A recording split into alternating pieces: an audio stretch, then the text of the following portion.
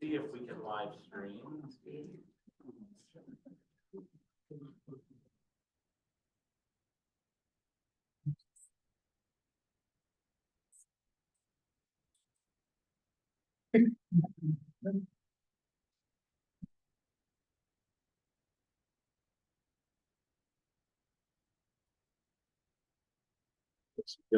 Doesn't it? Doesn't.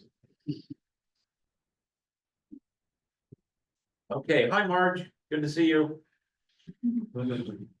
All right. There we go, sharing up screen. We got it.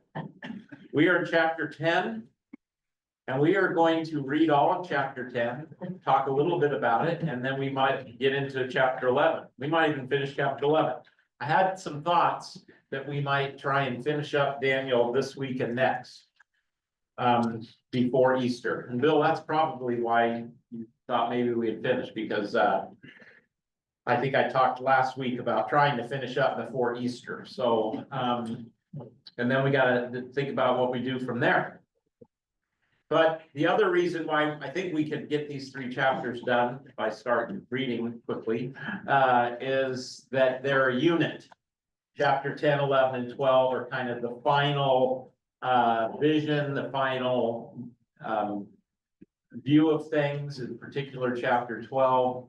So what some people have described chapter 10 and 12 as bookends for chapter 11. But I don't know, that those are all artificial ways of thinking about it, but they are, the 3 chapters are kind of a unit. So with that, we will delve in and get some more fun with apocalyptic imagery, huh? In the 3rd year of Cyrus, king of Persia, a revelation was given to Daniel, who was called Belshazzar. Not to be confused with that other one. And you know, again, this is why some scholars, don't worry, I will keep going, but a few comments as we go here. Why some scholars believe that Daniel was compiled. You know, it wasn't like somebody sat down and just wrote chapter 1 down to 12, because you get duplicated information. Like we already know, you know, that Daniel was, this is who he's called. So there's some evidence for that. Again, you can take that or leave it. Its message was true, and it concerned a great war. The understanding of the message came to him in a vision. At that time, I, Daniel, mourned for 3 weeks. I ate no choice food, no meat or wine touched my lips. And I used no lotions at all till 3 weeks were over.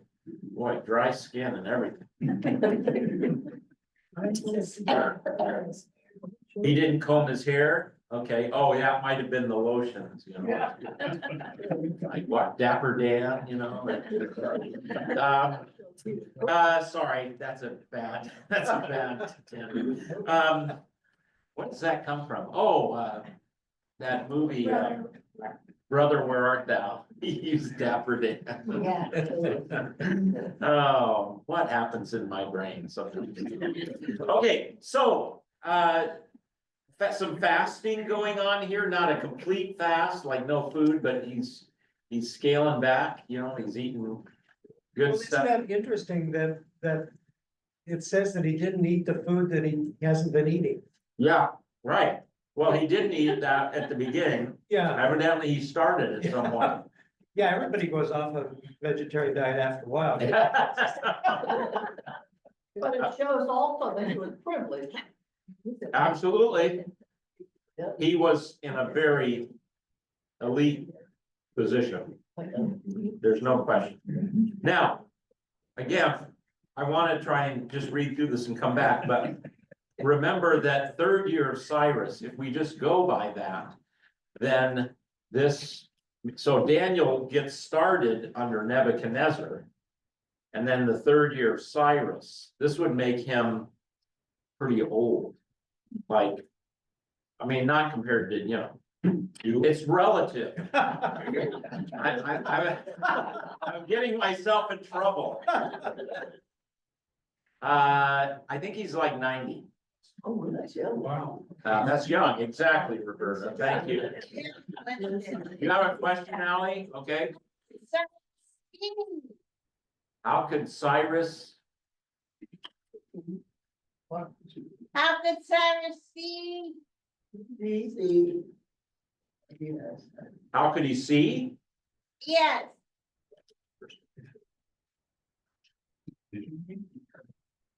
Um, I'm not sure. if he was clouded by his hair. Oh. Oh, there you go. Still no.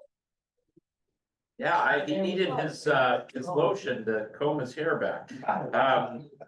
So let me put up a timeline here. I think I have infographics. No. So I know this is small. Let me try and make it bigger. So this is Daniel and his friends are taken to Babylon 598, 597 BC. And if we go over here, so we get some of the visions, you know, and this is just going by the book of Daniel itself. And then Daniel sees his final vision. So this would be 536, the third year of Cyrus of Persia. Remember, 539, Cyrus comes in and wipes out the Babylonians. He lets the people go home. But what does this tell you about Daniel? Did he go home? No. He stayed. Now, I don't blame him if you're 90 years old for not wanting to go across the Sinai desert and, you know. But he stays, and a lot of Jewish people did stay. Not all Jewish people went home. There's the diaspora that maintained and remained. So that's kind of what's being said here. All right, let's keep reading. The 24th day of the first month, as I was standing on the bank of the great river, that would be Tigris River, I'm assuming. Yeah. The Tigris, okay, look at that. I looked up, and there before me was a man dressed in linen. Let's see, we got some references here. Yeah, Revelation 15, and out of the sanctuary came 7 angels with 7 plagues clothed in pure bright linen. So again, this imagery, apocalyptic imagery, borrows a lot from each other. With a belt of fine gold from Uphaz around his waist. His body was like topaz. What is topaz? Yellowish, yellowish. What is it? Is it a gem or something? Yeah. Yeah, it's like beryl. Beryl? Oh, that solves it. Thank you, King James. His face like lightning, his eyes like flaming torches, his arms and legs like the gleam of burnished bronze, and his voice like the sound of a multitude. That's kind of like a description in Revelation. Right. Yes. And again, we struggle with, well, do we take this literally, or is this a figurative way to say how powerful, how amazing it was? We're delving into the heavenly realm almost, and so, you know, language, you know, is limited in how it describes things, but I think we get the picture. This is pretty powerful vision. I, Daniel, was the only one who saw the vision. Those who were with me did not see it, but such terror overwhelmed them that they fled and hid themselves. So they couldn't see the vision, but there was something going on, and they, you know, they fled. So I was left alone. Boy, that's quite an image, isn't it? Hey, thanks, everybody. Yeah. Maybe they heard the voice, there was Yeah. like a moment. Right, maybe they heard the voice, and so they were like, so I was left alone, gazing at this great vision. I had no strength left. My face turned deathly pale, and I was helpless. That's the word here for helpless here. Yeah, it's just a similar statement in another scripture. Then I heard him speaking, and as I listened to him, I fell into a deep sleep. my face to the ground. So now he's, you know, he's seeing this in reality, but now he's falls into a deep sleep. A hand touched me and set me trembling on my hands and knees. He said, Daniel, you who are highly esteemed. And this is the God. Well, God or an angel, yeah. Considered carefully the words that I am about to speak to you, and stand up, for I have now been sent to you. And when he said this to me, I stood up trembling. So, dispatched to you, stretched out to you, okay. God. Yeah, I think it's like it seems to me, Ally, that it's probably like an angel or a messenger, because that, you know, has been sent to you, so that implies sent from someone. So I would think this figure is someone that's been sent by God. Then he continued, do not be afraid, Daniel, since the first day that you set your mind to gain understanding and to humble yourself before your God, your words were heard, and I have come in response to them. So God has heard. I did a little reading and listening to what some pastors do with this, and it might be an overly personification, but one pastor kind of went on a little thing about prayer, that we have a promise that Jesus hears our prayer, even when it doesn't seem like he does. And there's no promises regarding God's timetable when it comes to our prayers. So this is assurance that, well, God's been listening to you since the beginning. And I think that's a helpful devotional insight. If we don't press it too hard.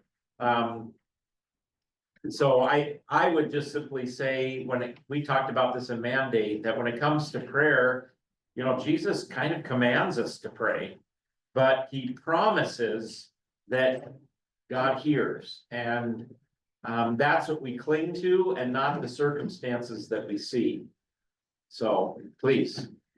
Well, when it comes to angelic visions, I think by the time we were after World War I, say, or whatever, in that time period, the idea of even talking about angelic beings or the angelic host has sort of gone away, because science has said, oh, all these other things, like, wow, it's just imagination. And yet people who've gone off into remote areas to be as missionaries have testimonies about actually seeing angels, and we know that they showed up for Jesus's birth. Yeah. We've just stopped thinking about the angelic host, and we put it out there as, oh, that's a fantasy. Yeah. And I don't think that's true. Right. You make a really good observation, Sharon, that in our modern world mindset of science, and it's maybe the official word for it would be materialism, in that the only reality is what we see, touch, feel. There is no reality beyond that. And you're right that especially after World War I, moving into World War II, there was a movement to try, and there was a famous theologian named was right on the tip of my Bultmann, and he talked about demythologizing the Bible. Like, let's get rid of it's kind of a little bit like Thomas Jefferson wanted to do, you know, let's get rid of all the miracles. Let's get rid of all that, just boil it down to instructions and law and this type of thing. Like Bultmann even said that, well, Jesus was just raised in the hearts of his disciples. He wasn't really physically raised. Because what he's trying to do is befriend the Christian faith to the modern materialistic mindset. Of course, there's huge problems in that. Like, you have to kind of rewrite the Bible almost, and discard a lot of it. and you're saying, I don't like that, and I agree with you. When you're president, you can do that. Yeah, oh, yeah, right. You, okay, Doug, whoa, yeah, that's fine. Yeah, it seems like it. But I'm not gonna take the bait and go down that road. I want to, but I'm not going to. So, but, you know, so Boltzmann, in fact, there's a famous joke with Boltzmann.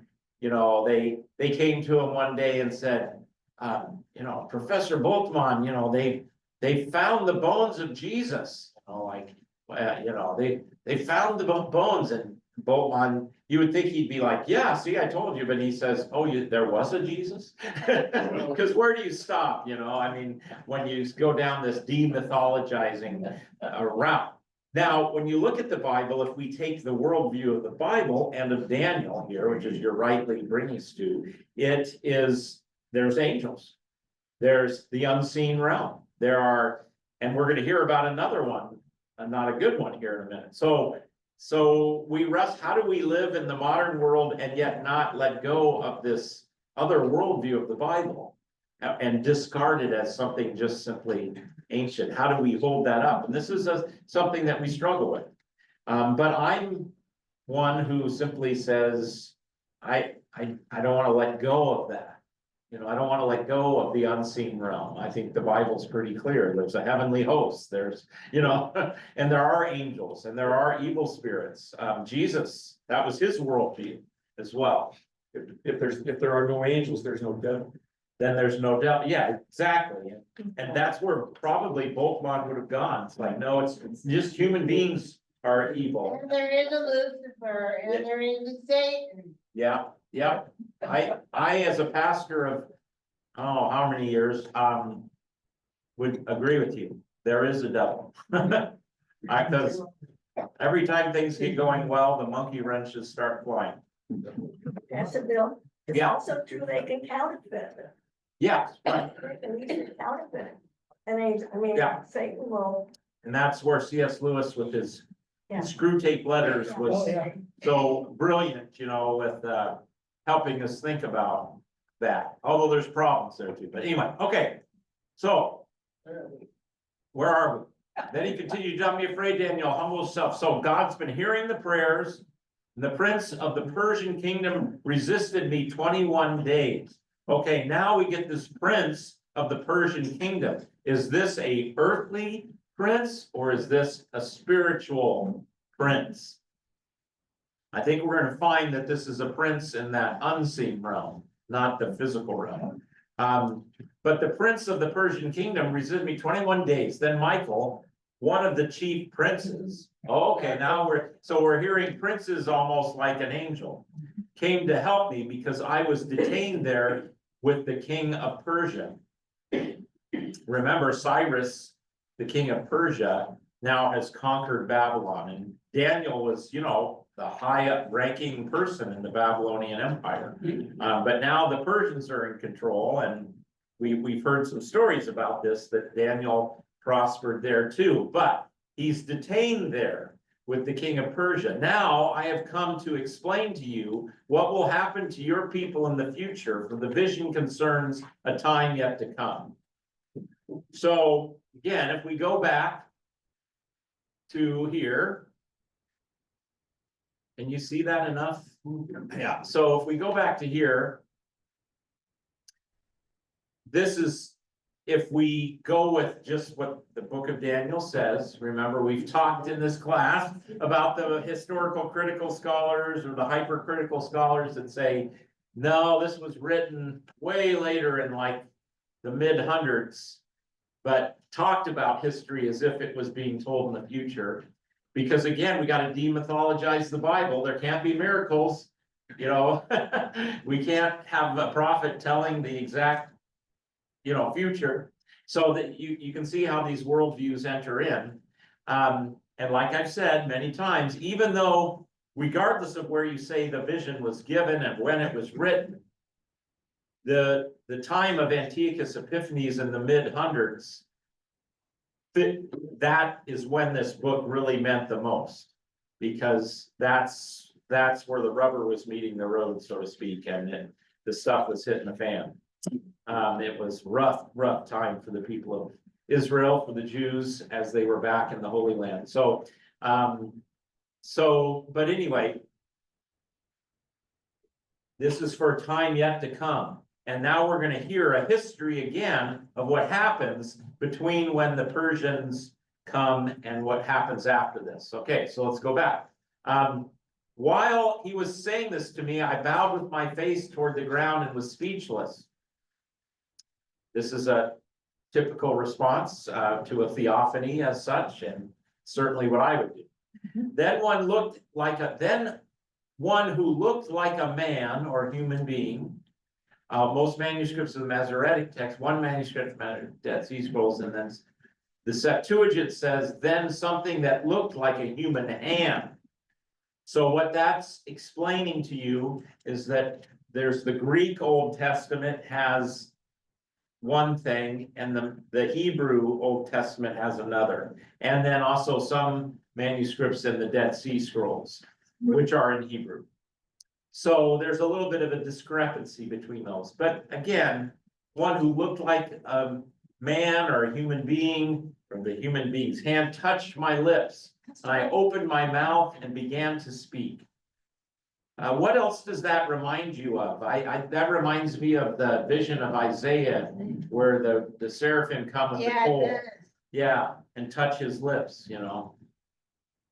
I mean, yes, it does. Yeah, yes, Ally, yeah. My Kim?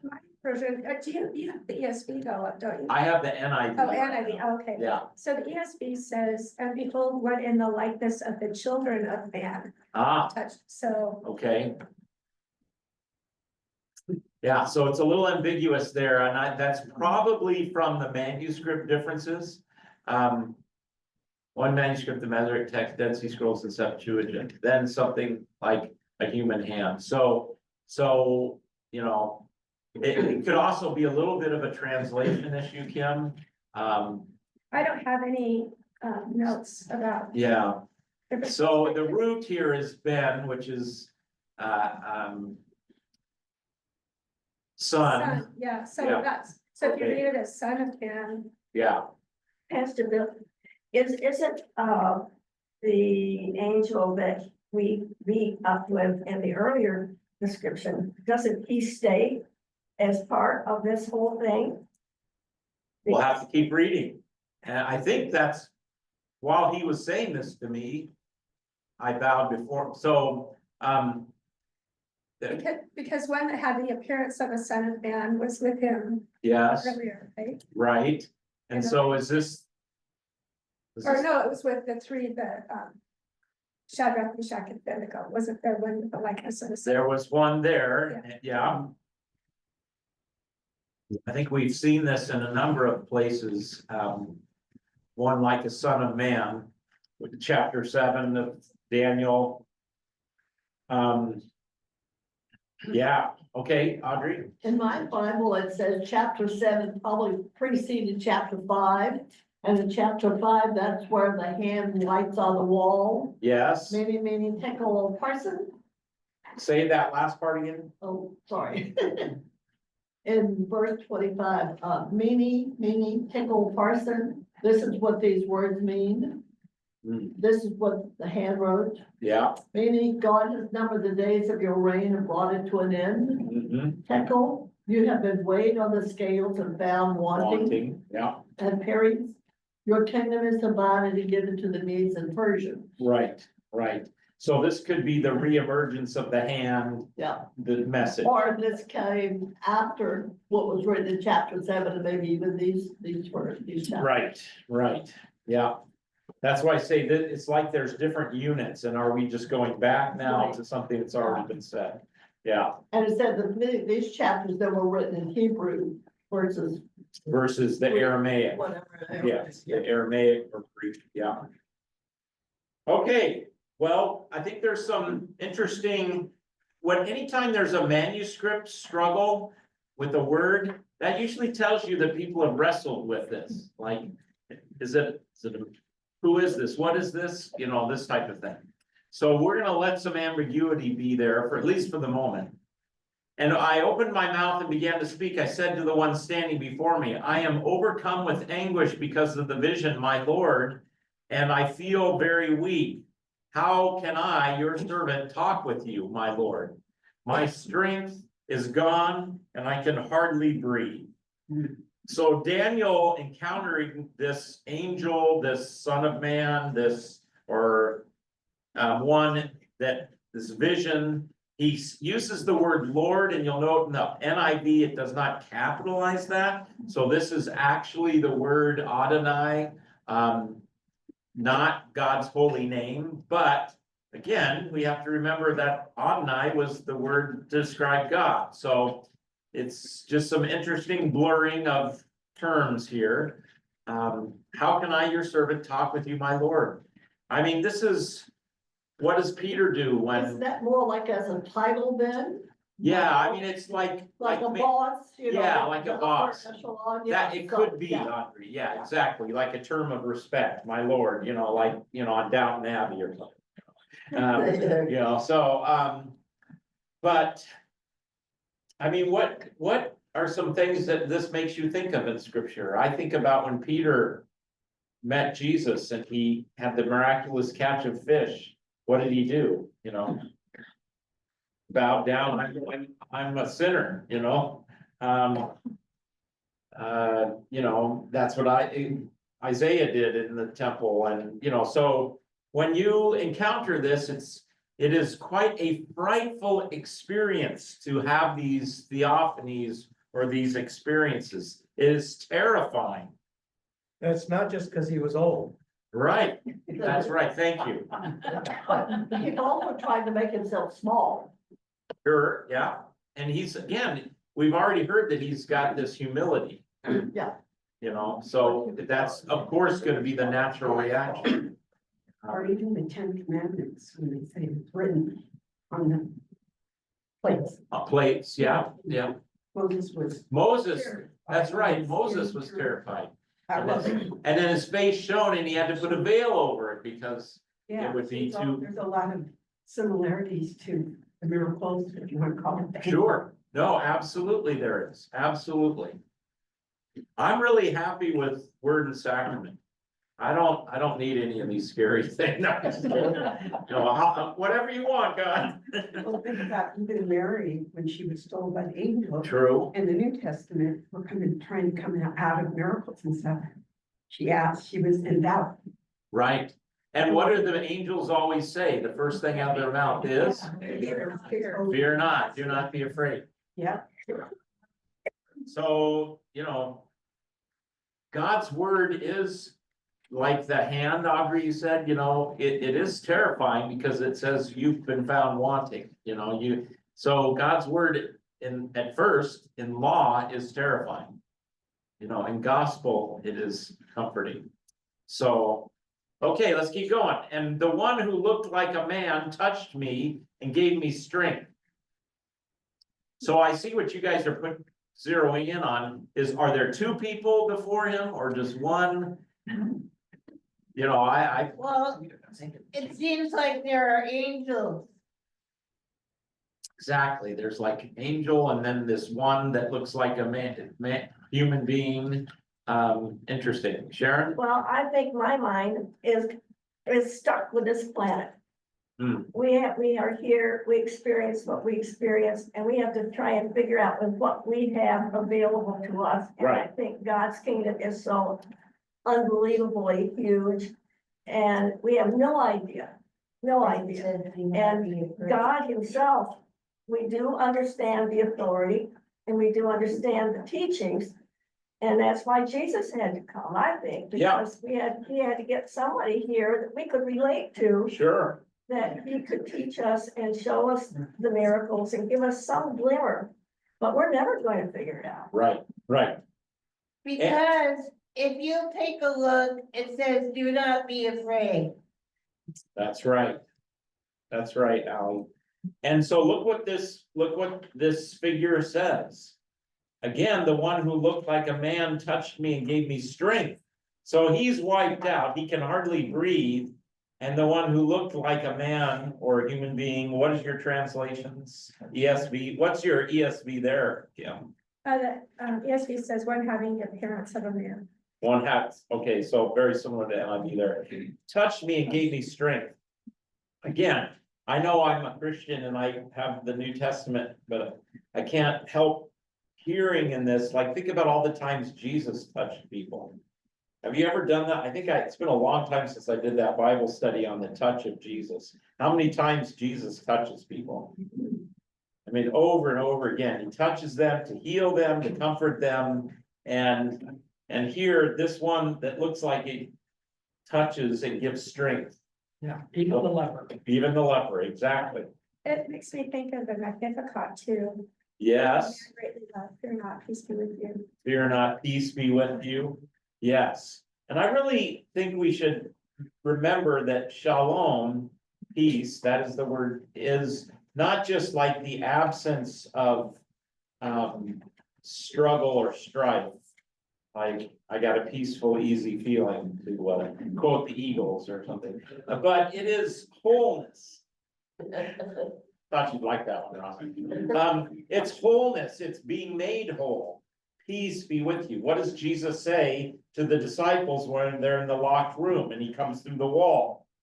What does he say? Peace be with you. Shalom. Be now and be strong now, be strong. So when he spoke to me, I was strengthened and said, speak, my Lord, since you have given me strength.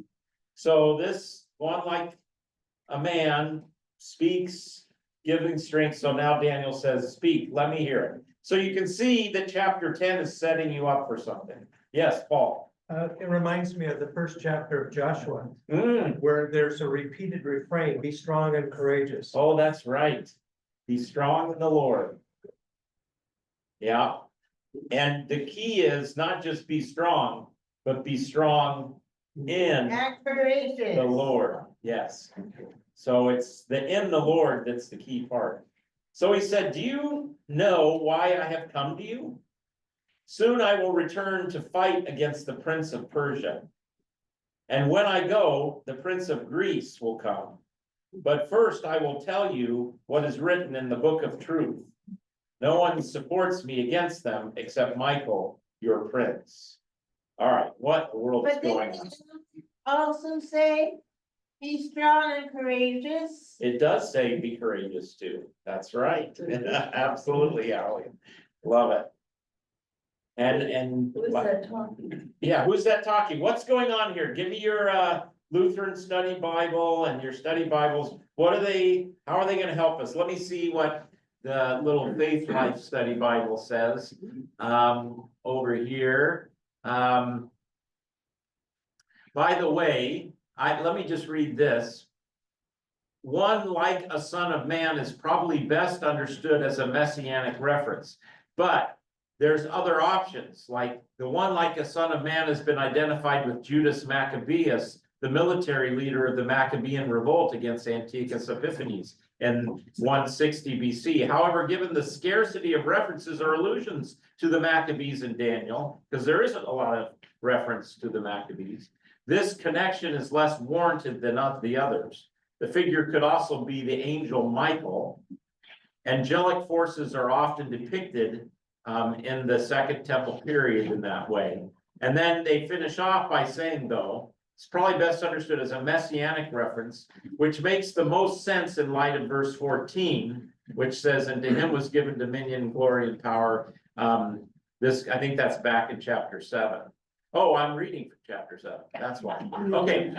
The figure refers to the fifth kingdom, messianic expectation for the time anticipated, one who would drive out foreign enemies, legitimize the temple religion, and usher in a period of utopia for the people of Israel. All of these describe the needs of the Jewish people under the oppressive reign of Antiochus Epiphanes. So that I was back reading up on the Son of Man, but now we got to get to chapter 12. What verse? No, chapter 10. What verse is that? It's the very end, right? Where were we? Verse right here. Yeah. Verse 20, I've come to you, and now I return. The angel, probably Gabriel, as in chapter 8 and Daniel 9, must return to continue fighting. Before doing so, however, he must reveal to Daniel what will happen to his people at the end of days. The prince of Javan will come after he finishes. What are you reading? I'm reading from Daniel, but where is Javan? I don't know. Yeah. I'm reading from a study Bible, Oh, right now. you want- the notes of a study Bible. Let me go back to verse. And he said, do you not know, Yeah, do you know why I have come to you? Soon I will return to fight against the prince of Persia. And when I go, the prince of Greece will come, but first I will tell you what is written. So, you know, whoever this figure is, it seems like it's the angel, like Gabriel, yeah.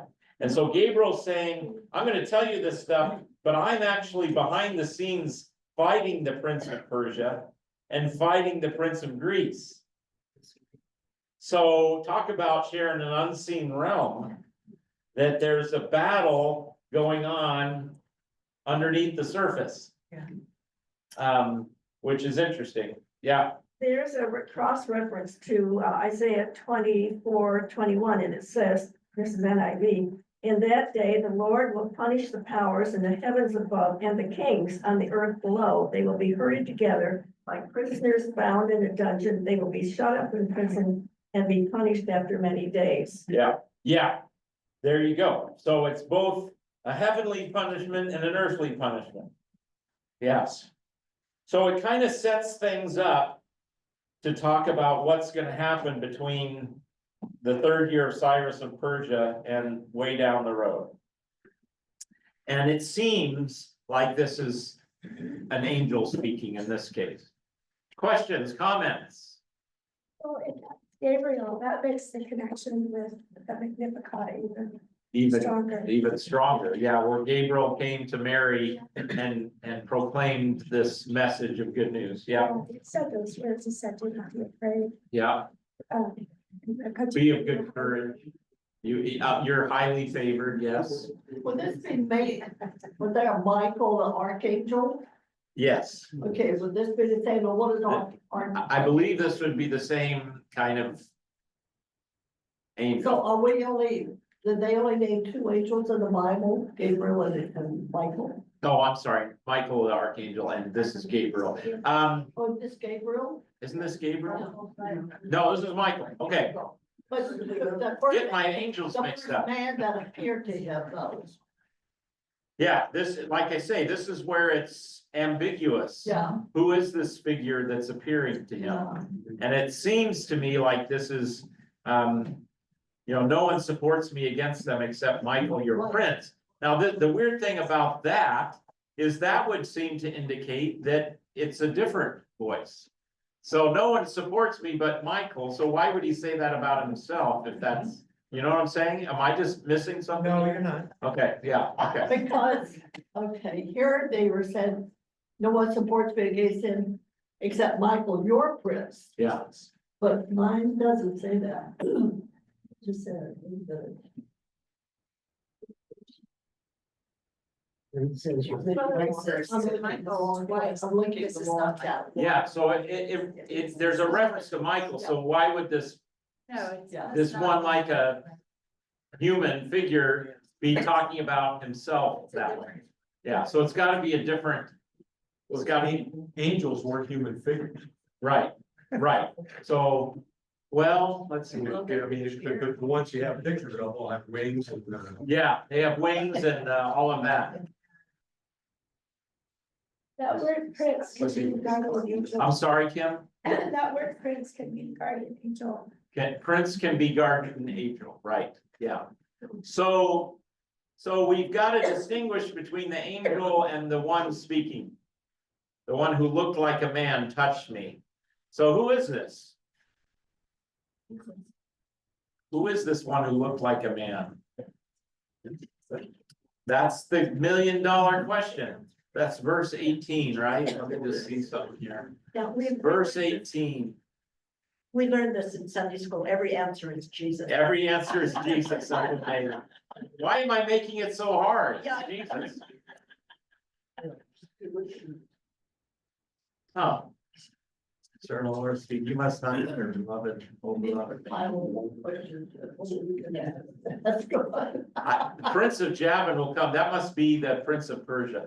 Finishes battling with the Prince of Persia, the angel will have to battle the Prince of Greece. The sequence of Persia through Greece is reflected in the visions of Daniel, including chapters 11 through 12, which we're gonna get to now. The angel battling with Greece's patron angel is troubling for Israel. Yeah. That is an interesting thought. What does that make you think of in the New Testament?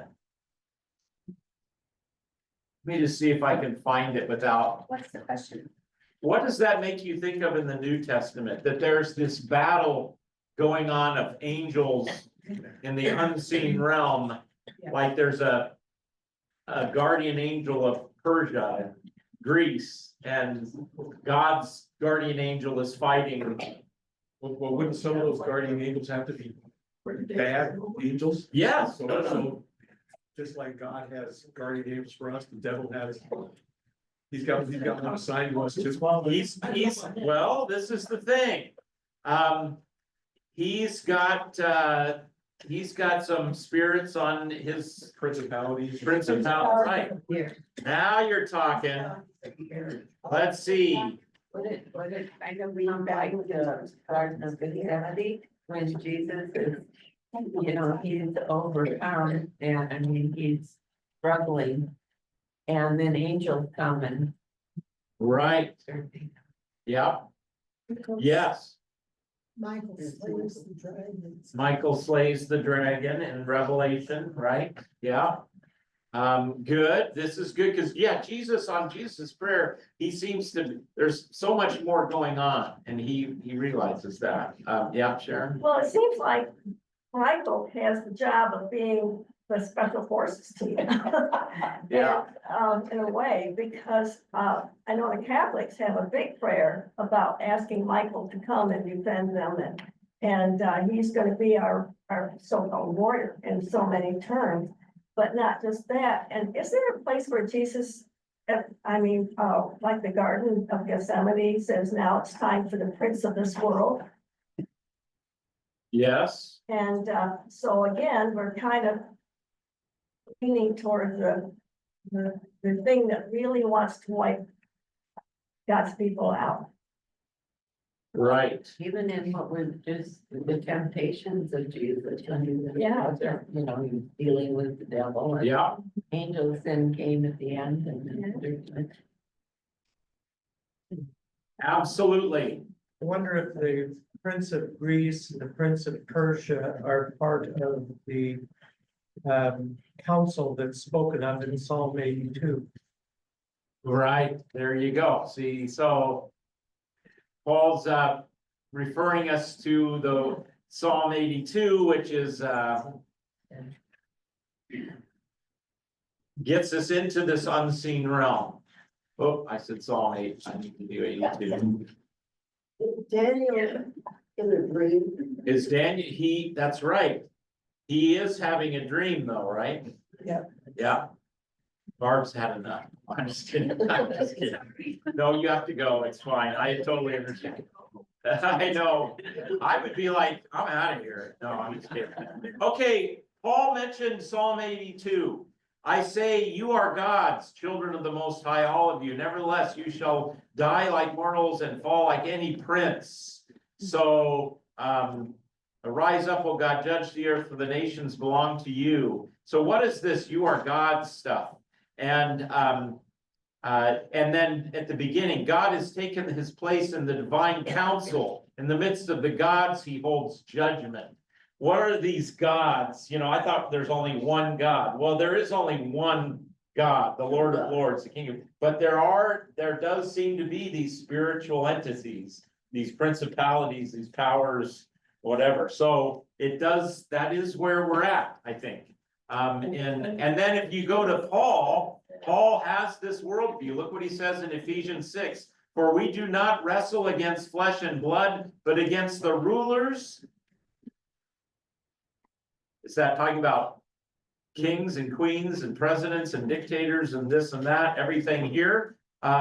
Against the authorities, against the cosmic powers over this present darkness, against the spiritual forces of evil in the heavenly places. So, whoa. So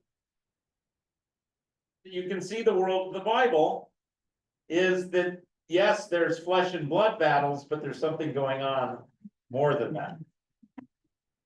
I think it may be helpful to us to remember as the church that there are forces, unseen forces, that absolutely want to destroy who we are and what we're doing. It's sobering, but it's, I think, the truth. And like I say, I've seen enough monkey wrenches in my ministry that just come flying in from who knows where. Somebody gets their toes stepped on, somebody says something stupid, somebody says, you know, insensitive, I shouldn't say stupid.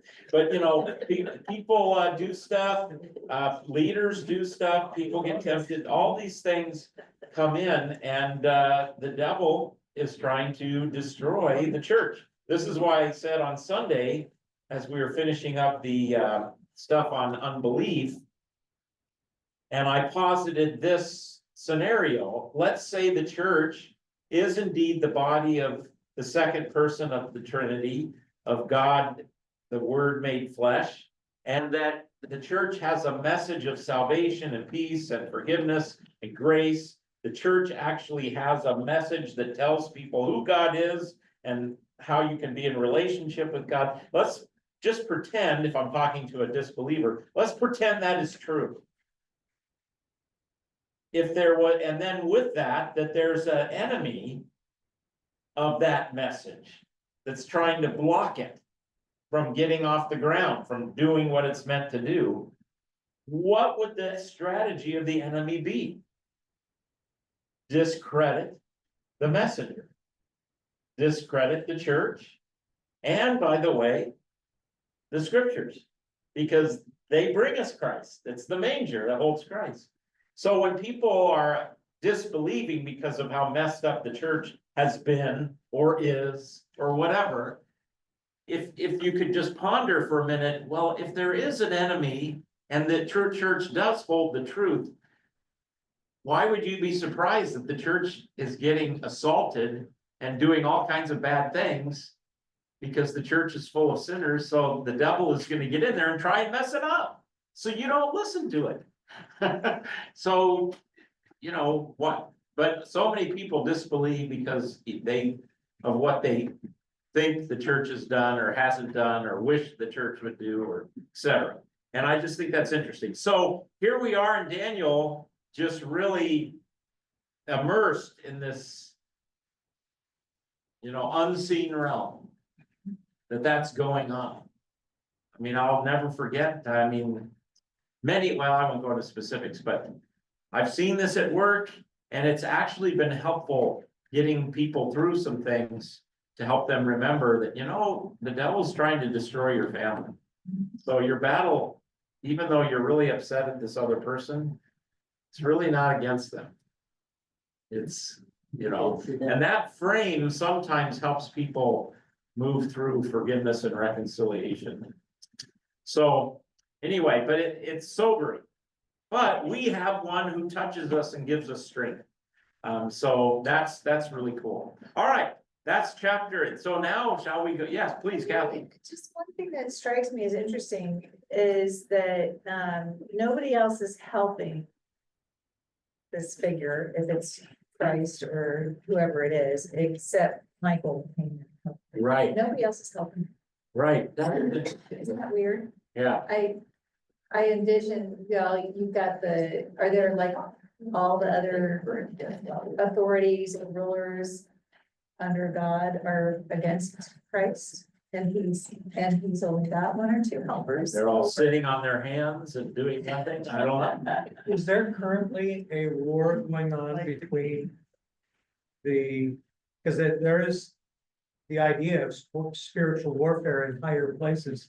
Yes. Is there currently a war going on between the forces of evil, the forces of God, Forces of darkness, Darkness, yeah. forces of light. light? Yeah. And if there is Christ the only one on the good side with Yeah. Gabriel and Michael, and that's it? No, that kind No, of. it said 1/3 of the angels had fallen. 1/3 of the angels in Revelation fell, so there's 2/3 that are, but they're not doing anything right now with this one. Maybe they're busy with other They're stuff. busy with other things. Oh, maybe the rest of them say, oh, Michael's got it. Yeah, that's right. We're gonna go do a round of golf. I don't know. Seriously, What's that? Ally? You're gonna do a round of golf? No. I'm joking. Tomorrow, maybe. Joking. Just joking, Ally. Yeah, Like, any battle between these principalities would have to be for our souls, yeah, because they can't kill each other. I mean, what would they do? yeah. I mean, if Short play?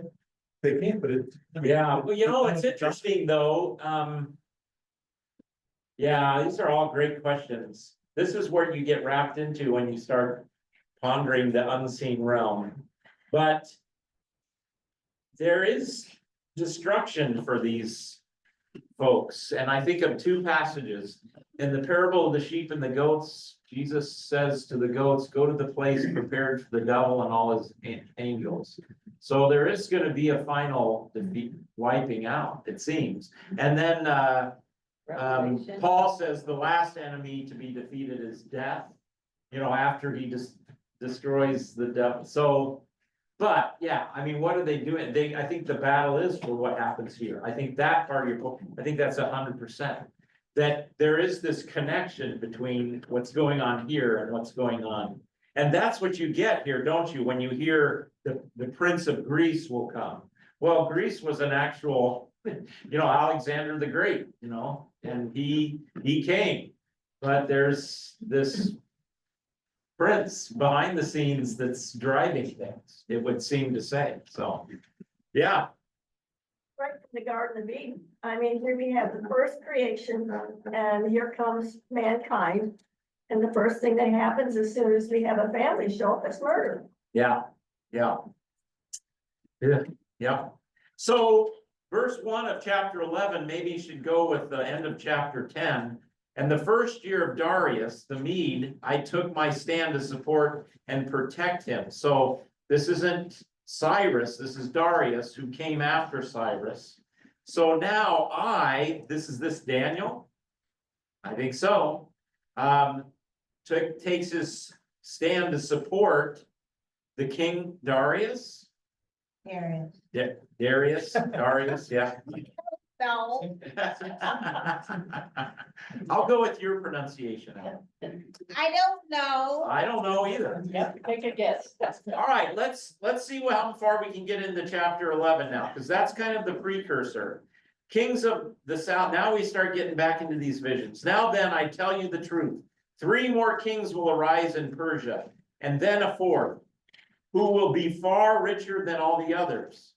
When he has gained power by his wealth, he will stir up everyone against the kingdom of Greece.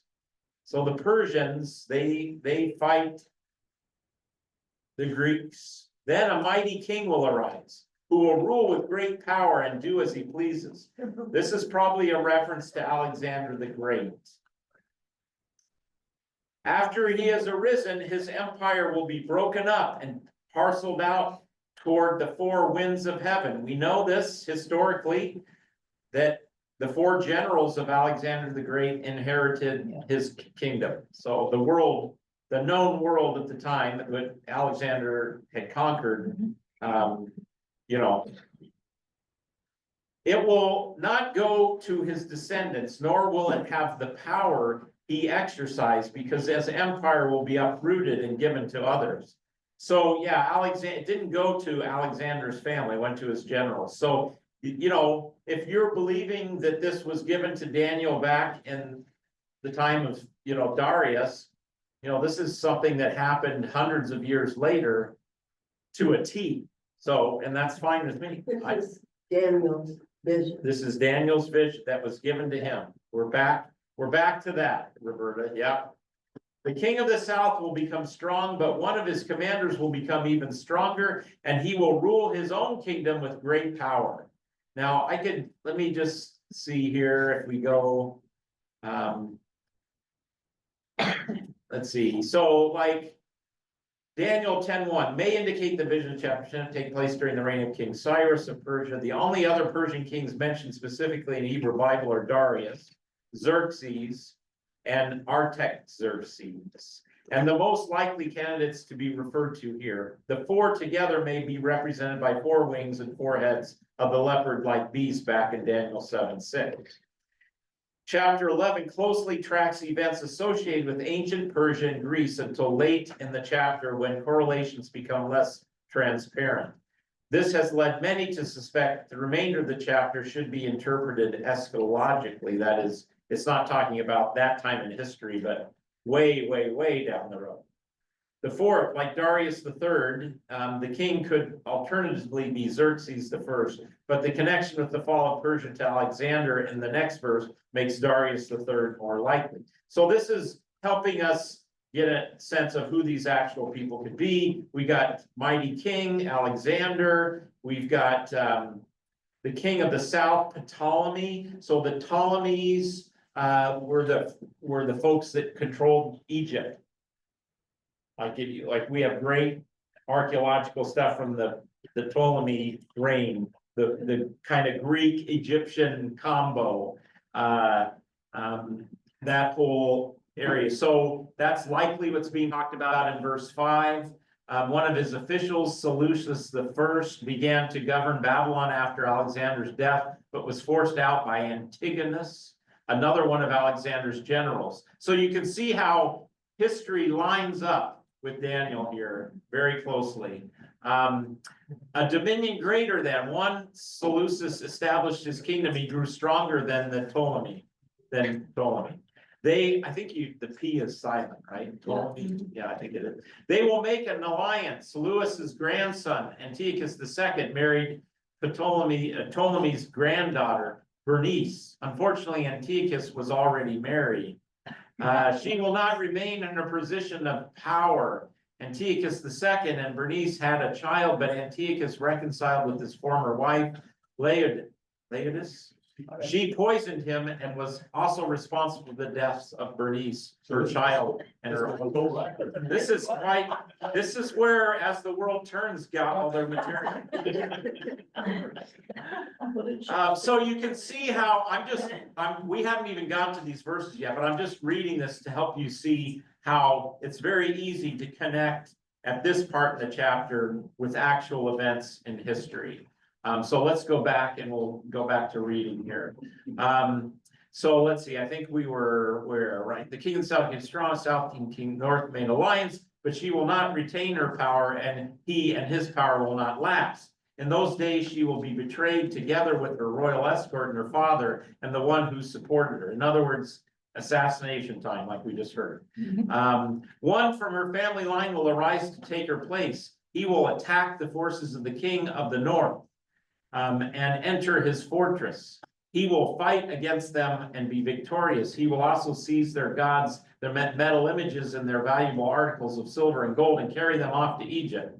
So this is a victory for the Ptolemy kind of part of the reign. Because yeah, these Greeks, these four what came of the four generals and what came down the line, they didn't just all get along. They fought with each other and everything. Yeah. Egypt is taking back what was first theirs. Correct. Yeah, absolutely. For some, and it's interesting how Greece influenced all the cultures of the ancient world, and it certainly came into and merged up and it affected Egypt tremendously. For some years, he will leave the king of the north alone. Then the king of the north will invade the realm of the king of the south, but he will retreat to his own country. His sons will prepare for war and assemble a great army, which will sweep on like an irresistible flood and carry the battle as far as his fortress. So let's go back and see what the study Bible says about verse 10. But his sons will wage war. So we got these two sons. The later became a mighty force. now we're in the 223 to 187. The king of the south will become furious, that's Ptolemy the fourth, countered Antiochus the third and defeated him at Raphia in 217. The king of the north will again rise. Okay, so we get Antiochus the third conducted many successful campaigns. He eventually gained full control of Judea in 200 BC at the Battle of Peneus, the city called Caesarea Philippi in the New Testament. Wow. That's interesting. Yeah. I've been there. It's got a real pagan history. That's really eerie place to go, actually. This is not Caesarea Maritima, but Philippi. It's up above the Sea of Galilee, even like another hour drive. So we get all these rising up, and again, so you can see how their connections are made. The king of the south will march out in a rage and fight against the king of the north, who will raise an army, but it will be defeated. When the army is carried off, the king of the south will be filled with pride and will slaughter many thousands. Yet he will not remain triumphant, for the king of the north will muster another army. This is most likely Antiochus, who we're calling Epiphanes, because that's what he changed his name to, Antiochus the third. Yeah. The northern kingdom in the Good News Bible is Syria. Syria. Okay. Okay, interesting. Yeah, I mean, that's the area of the world it would be, but I'm pretty sure that this would be the Greek descendant, the Antiochus the third, who changed his name to Epiphanes that we hear about in the book of Maccabees. But let's see if I'm right about that. For the king of the north will muster another army larger than the first, and after several years, he will advance with a huge army fully equipped. In those times, many will rise against the king of the south. Those who are violent among your own people will rebel in fulfillment of the vision, but without success. So now the Jewish people who are back, they're struggling to make a go of it in Jerusalem. They've rebuilt the wall by this time. They have rebuilt the temple. And so they're going to fight against the ruler of the Greek ruler of Egypt, the king of the south. Then the king of the north will come and build up siege ramps and will capture a fortified city. The forces of the south will be powerless to resist. Even their best troops will not have the strength to stand. The invader will do as he pleases. No one will be able to stand against him. Again, this is most likely Antiochus Epiphanes. He will establish himself in the beautiful land. What is that? What's the beautiful land? It's the Holy Land. It's Jerusalem. It's where the Judeans, the Jewish people have resettled, and will have the power to destroy it. So again, this is kind of a repeat of what we heard in Daniel 7 and 8. He will determine to come with the might of his entire kingdom and will make an alliance with the king of the south. So now he's going to conquer the beautiful land, but he's going to make an alliance with the south.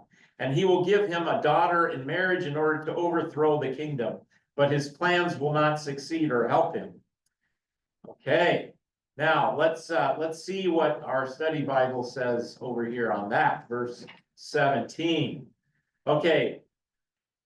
Captured for Antiochus III pursued General Scopas following the Battle of Peneus. He overtook him at Sidon and captured the city. The beautiful land, Antiochus III, was well received in Jerusalem. So they liked the fact that he had wiped out the south person that was causing the trouble, but that's going to turn around. Complete destruction will be in his power. The Seleucids remained in control. From this line came, oh, I got it wrong. So that's not Antiochus Epiphanes. Antiochus Epiphanes is Antiochus IV, who caused widespread destruction. So the first Antiochus who comes in and takes over wasn't as horrible, but the next one, trouble. So I apologize, I got that wrong. I was jumping ahead of the game. We'll form an agreement. Antiochus III betrothed Cleopatra I, his daughter, to Ptolemy V as a peace settlement. Boy, now we're getting into world history. We got Cleopatra in here in Daniel. The daughter of women, a designation of praise. To destroy. Antiochus III had hoped that he could manipulate Cleopatra and use her to bring down the Ptolemaic house of Egypt. She was, however, loyal to her husband and influential in the Egyptian court. And then she's gonna get involved with the Romans, isn't she? I think, yeah. To the coastlands refer to Greece. Rome warned Antiochus III to leave Greece alone, but he did not listen. Okay, a commander, the Roman Lucius Cornelius Antiochus III lost 2 decisive battles to Scipio at Thermopylae. Okay, so now we're at 11:19. You getting all this? Oh, come on, you got it. After this, he will turn back toward the fortress of his own country, but will stumble and fall to be seen no more. Okay, that's Antiochus III. So he's going to stumble and fall. And again, you know, my little study Bible says Rome imposed heavy tribute on Antiochus III as a result of his Greek adventures. In an effort to pay, Antiochus III attempted to sack the temple of Bel at this and was killed. So in 187, I'm calling him Greek leader. He is kind of Greek descendant, but I guess he's battling with another part of Greece. In his place will arise, refers to Seleucus IV, the son of Antiochus III. But not in anger and not in battle, Seleucus IV was killed in 175 BC as a result of a plot hatched by Helodotus. A despicable person. Now we get Antiochus IV. We got to get to the despicable guy here. All right. His successor will send out a tax collector to maintain the royal splendor. In a few years, however, he will be destroyed, yet not in anger or in battle. He will be succeeded by a contemptible, despicable person who has not been given the honor of royalty. He will invade the kingdom when its people feel secure, and he will seize it through intrigue. Then an overwhelming army will be swept away before him. Both it and a prince of the covenant will be destroyed. Wow. Who would that be? So again, all of this seems to be a little bit of a repeat of what we already heard in Daniel, but this is how is Antiochus Epiphanes going to take control? He's going to seize it through intrigue. And an overwhelming army will be swept away before him. So, Antiochus comes in. After coming to an agreement with him, he will act deceitfully, and with only a few people, he will rise to power. Okay, so Antiochus doesn't just take over what we would call the Holy Land in the Jewish world. Doesn't just take over with that by military might, he does it deceitfully. We see this all the time, right? And regimes and etc. When the richest, and I'm going to stop here in just a minute. When the richest provinces feel secure, he will invade them and will achieve what neither his fathers nor his forefathers did. He will distribute plunder, loot, and wealth among his followers. He will plot to overthrow fortresses, but only for a time. All right, with large army, he will stir up his strength and courage against the king of the south. So let's stop here. We're over time. But basically what we get here is a kind of history, description of the history. But it's set up with the kind of view that what's going on, there's more going on than what meets the eye. But this is going to quickly get us to this Antiochus Epiphanes, who, as I've talked to you many times now in this class, is the guy that the book of Maccabees is attacking and fighting. The book of Maccabees is the revolt of the Jewish people that's told in most books. There's 4 books of Maccabees, and it is where the Hanukkah story comes from. It's, this guerrilla warfare that the Jewish people did against this horrible Greek leader. And that's why a lot of scholars believe that is the real important context for the book of Daniel. All right, let's stop there, and we will finish this book next week because we are toward the end of chapter 11, and we will get to, well, we'll see. I won't make any promises, but we got to get to the end times here, chapter 12. So we'll see. If we don't finish next week, we'll finish after Easter. Because we will not meet on Monday, Thursday. Okay, God's peace be with you all. I think we're setting up for a reception for the funeral on Saturday. Yeah. Yeah. Say next.